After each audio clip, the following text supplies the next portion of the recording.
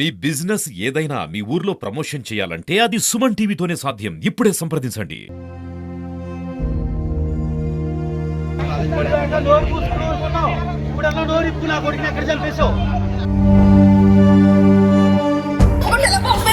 ఎన్నోసార్లు తింటాడు కదా పొరడు కొనుక్కొచ్చి ఇస్తుంటాడు కదా కూర్చోబెట్టి. ఇప్పుడు ఈయన వచ్చారు సార్, ఓకే ఫైన్. 12 మంది సార్ ఏమొద్దు సార్, ఒక నిమిషం నాకు ఏమొద్దు. 12 మంది ఎవరైతే ఆ కుర్రోళ్ళతో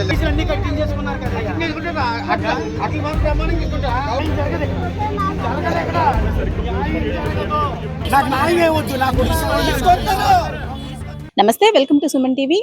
నూతన సంవత్సరం కాకినాడ జిల్లాలో పెను విషాదాన్ని నింపిందనే చెప్పుకోవాలి. సరదాగా ఈతకు వెళ్లిన ఇద్దరు విద్యార్థులు గల్లంతయ్యారు. అందులో ఒకరి ఆచూకీ అయితే లభ్యం కాలేదు, మరొకరి మృతదేహ ప్రస్తుతం లభ్యమైన పరిస్థితి. అయితే నిన్న ఏదైతే నూతన సంవత్సరం సందర్భంగా కాకినాడలోని ఆదిత్య జూనియర్ కాలేజీలో చదువుతున్న విద్యార్థులంతా 14 మంది విద్యార్థులు కాకినాడ కోరంగి మరా ఫారెస్ట్ కు వెళ్లారు. అయితే అక్కడ భోజనం అనంతరం సూర్యారావుపేట బీచ్ కి చేరుకున్నారు. అయితే ఈ బీచ్ లో సరదాగా ఈతకు వెళ్లి ఇద్దరు గల్లంతయ్యారు. అందులో ఒకరి మృతదేహం అయితే నిన్న సాయంత్రం లభ్యమైంది. ప్రస్తుతం కాకినాడ జీజీహెచ్ లో పోస్ట్ మార్టం నిమిత్తం బాడీని తరలించారు. అయితే కాలేజీ యాజమాన్య నిర్లక్ష్యం వల్లే ఈ ఘటన జరిగిందంటూ కూడా పేరెంట్స్ ఆరోపిస్తున్నారు.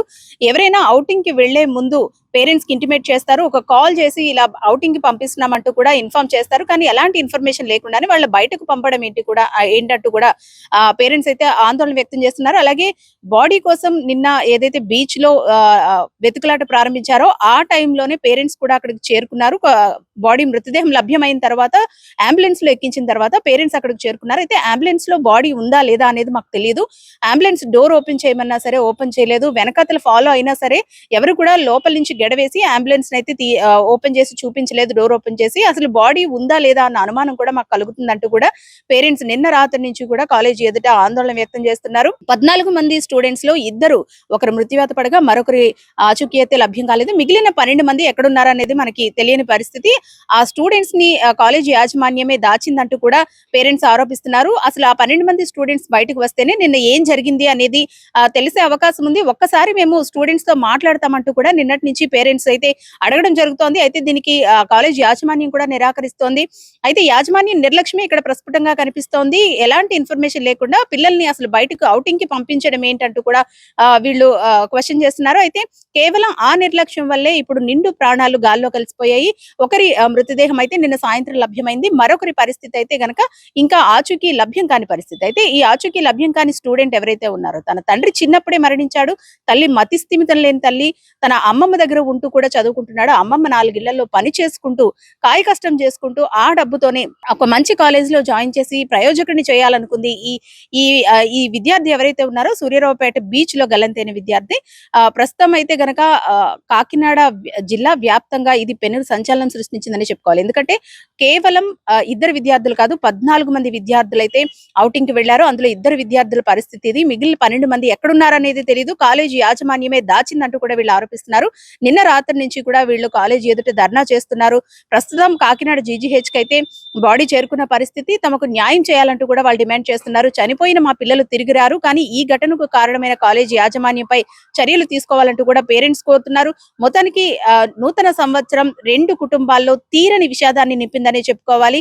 కళ్ళ ఎదుటే తన కొడుకు నిర్జీవంగా పడి ఉండడాన్ని వాళ్ళు జీర్ణించుకోలేకపోతున్నారు. కాయ కష్టం చేసుకొని పెద్ద పెద్ద కాలేజీల్లో చేర్పించాలన్న ఒకే ఒక ఉద్దేశంతో ఎంతో లక్షల్లో ఫీజులు కట్టి ఈ కాలేజీలో జాయిన్ చేశాము. కేవలం కాలేజీ యాజమాన్యం నిర్లక్ష్యం వల్ల ఇప్పుడు నా కొడుకు నిండు ప్రాణం పోయిందంటూ కూడా ఆ తల్లిదండ్రులు ఆవేదన వ్యక్తం చేస్తున్నారు. వాళ్ళ ఆవేదనని తీర్చేవారైతే నిజంగా ఎవరు లేరని చెప్పుకోవాలి. ఎందుకంటే చేతికి అందొస్తాడనుకునే కొడుకు కారణరాని లోకాలకు వెళ్ళిపోవడంతో తీరని శోకంలో మునిగిపోయారు.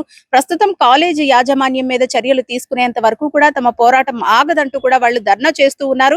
మరి కాలేజీ యాజమాన్యం ఏ విధమైన సంజాయిషి ఇస్తుంది, దీనికి సంబంధించి అసలు ఔటింగ్ కి వెళ్లే ముందు పేరెంట్స్ కి ఎందుకు ఇన్ఫార్మ్ చేయలేదు, వీటన్నిటికీ ఒక క్లారిటీ ఇస్తుందా లేదా, అసలు ఆ 12 మంది విద్యార్థులు వాళ్ళతో పాటు వెళ్లిన స్నేహితులు ఎవరైతే ఉన్నారో వీళ్ళందరూ ఎక్కడున్నారు, అలాగే వీళ్ళు అసలు ఏం జరిగింది అంటే పేరెంట్స్ ప్రధానంగా ఆరోపిస్తుంది ఏంటంటే స్టూడెంట్స్ మధ్య జరిగిన గొడవలో వీళ్ళిద్దరిని కొట్టి చంపి సముద్రంలో పడేశారు అని వీళ్ళు ఆరోపిస్తున్నారు. అయితే దానికి సంబంధించి ఒక క్లారిటీ రావాలంటే స్టూడెంట్స్ కూడా బయటకు వచ్చి మాట్లాడాలంటూ కూడా పేరెంట్స్ కోరుతున్నారు. అయితే యాజమాన్యం మాత్రం దీనికి నిరాకరిస్తోంది. అందరూ ఆవేశంగా ఉన్న టైంలో స్టూడెంట్స్ బయటకు వస్తే వాళ్ళ మీద దాడికి దిగే అవకాశం ఉంది. అందుకే మేము బయటకు రానివ్వట్లేదంటూ కూడా యాజమాన్యం చెబుతోంది. అయితే అసలు జరిగింది ఏంటి అనేది ఒక క్లారిటీ రావాలంటే తన స్నేహితులు బయటకు రావాలంటూ కూడా పేరెంట్స్ అయితే డిమాండ్ చేస్తున్నారు. అలాగే కాలేజీ యాజమాన్యం మీద చర్యలు తీసుకోవాలంటూ కూడా డిమాండ్ చేస్తున్నారు. మొత్తానికి కాకినాడ జిల్లాలో నూతన సంవత్సరం పెను విషాదాన్ని మిగిల్చింది. కెమెరా పర్సన్ చిన్నతో అనుశ్రీ, సుమన్ టీవీ, కాకినాడ.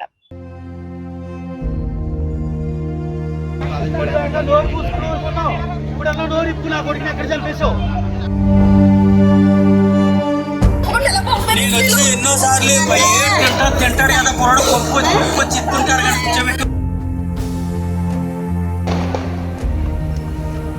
ఇప్పుడు ఈయన వచ్చారు సార్, ఓకే ఫైన్. ఆ 12 మంది వాళ్ళు 10 మంది తీసుకుంటారు సార్. ఏం వద్దు సార్, ఒక నిమిషం నాకు ఏం వద్దు. ఆ 12 మంది ఎవరైతే ఆ కుర్రోళ్ళతో